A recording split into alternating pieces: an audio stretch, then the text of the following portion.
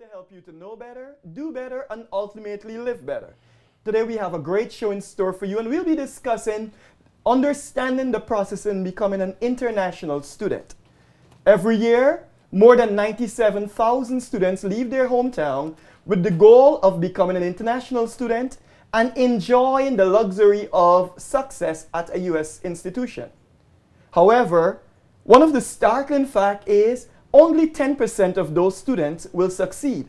15% will run out of cash, and 30% will sadly quit school and stay at home, enjoying a low-paying job and losing out on their piece of the American dream. Today I have in studio with me Mr. Peter Ogbon, who is the International Student Advisor at Howard University, and we're going to discuss how do you learn to navigate this maze. How can you walk through becoming one of the 10% who enjoy success as an international student? Good afternoon, Mr. Ogbon. Thank you very much. Nice to have me here. I want you to just share with me one of the great things in understanding the process in becoming an international student. Actually, it's a very, very simple process.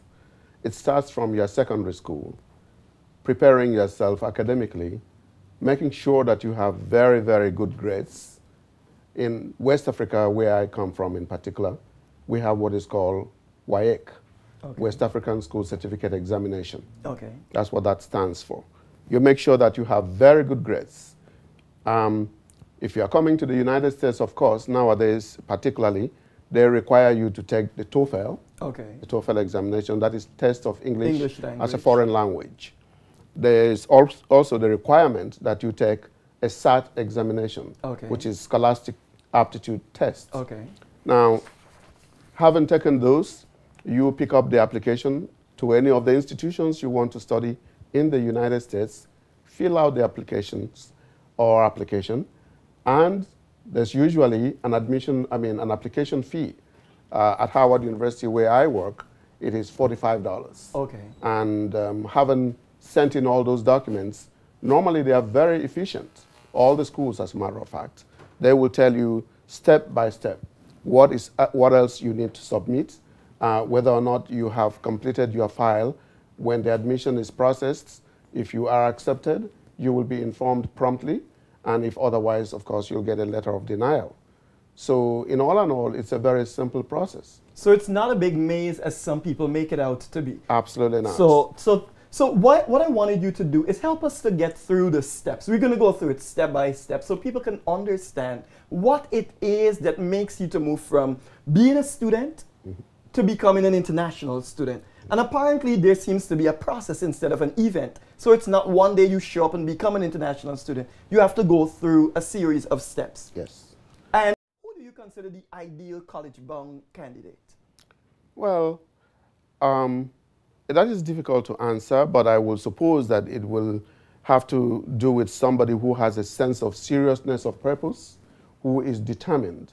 By the way, what I just described a moment ago, I did not go to the visa aspect of things. I don't know whether we're going to get we'll there. Be getting we're going to to that. get there. Okay. So basically, those kids who come here or students who come here that are very determined, that are very serious, they're the ones that I call students. And since we're talking about students, what would you say are their priorities? How would you help to define, okay, what are the priorities of a student, somebody when they approach your office or the office of an international student advisor? What would you say are their priorities from the time you see them writing their application or going? Where do you see someone, or how do you help someone to understand, okay, this person is a college-bound person because I can read in what they've put together that these characteristics make up that person? How could you help me to see that?